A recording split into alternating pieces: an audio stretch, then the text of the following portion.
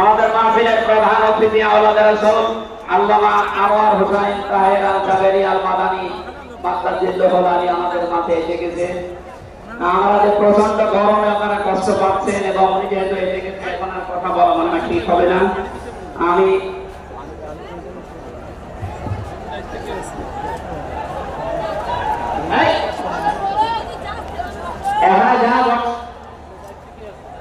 এখানে যা বসা আছে সব আমার উস্তাদের উস্তাদ।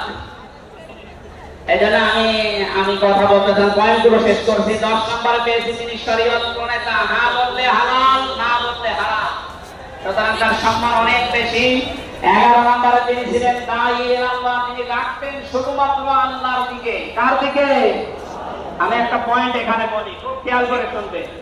সূরা হামিম সেজদার 33 নম্বর আয়াতটা এতদিন যেভাবে শুনেছেন ওইভাবে না, একটু ভালো করে খেয়াল করে শুনেন। আল্লাহ পাক বলেন, মান আহসানু কাওলান মিম্মান দাআ ইলাল্লাহি ওয়া আমিলা সালিহান ওয়া ক্বালা ইন্নানি মিনাল মুসলিমিন। ওই লোকটার কথার চাইতে আর উত্তম কথা কে বলে দুনিয়ায়? যে লোকটা আল্লাহর দিকে মানুষকে ডাকে, নিজে ভালো ভালো কাজের আঞ্জাম দেয়, আর নিজে পরিচয় ওপেন করে যে আমি একজন মুসলমান।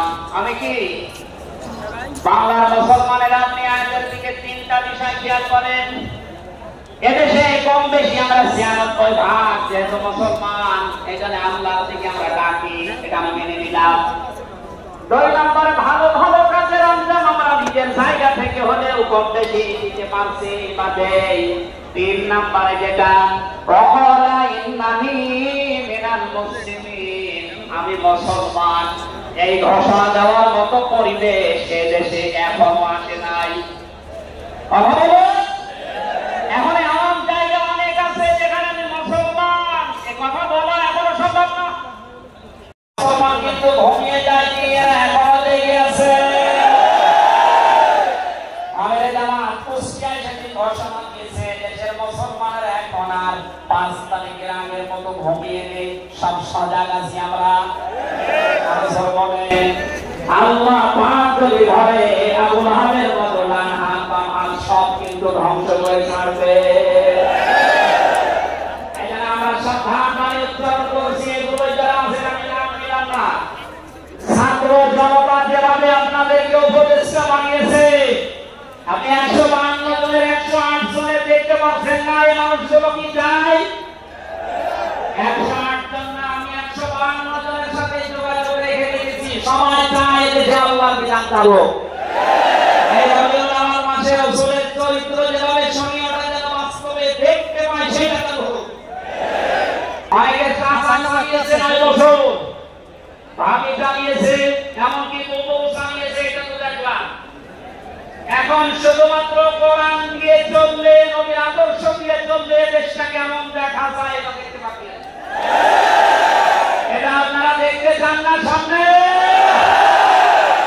আমার জীবনের সবচাইতে বড় শখ, আকাঙ্ক্ষা, তামান্না এইটা, জন্ম চোখে যেন আমাকে দেখায় যে 56,000 বর্গ মাইল তার কালাম দিয়ে চলছে। তাকে চলতে যে কেমন দেখায়, এটা মিনি জান্নাত হয়ে যাবে। আপনি বিশ্বাস করেন এটা মিনি জান্নাত হয়ে যাবে। অনেকে এখনো পর্যন্ত সুসুর ভয় দেখাচ্ছে, আমি জানাতে বলেন যে সুসুর ভয় দেখাচ্ছে মেয়েদেরকে, এটা আমাদের ধর্মমন্ত্রী করে রাখবে। অনেকে যারা গায়ে খায়, মামা বাবা খায়, লালমনি খায়, এরা কি খাবে? দেশটা যদি কোরআন দিয়ে চলে, নবীর আদর্শ দিয়ে চলে, পুরা দেশটা হয়ে যাবে মসজিদের মতো। সুতরাং বাস্তবতা এইটাই। শত্রুদের সাথে তিনি যুদ্ধবন্দীদের সাথে কি আচরণ করলেন, আর আমরা অন্যায় ভাবে কারাবন্দীদের সাথে, আমি তো অন্যটা জানি না, নিজেরটার সাথে বলছি।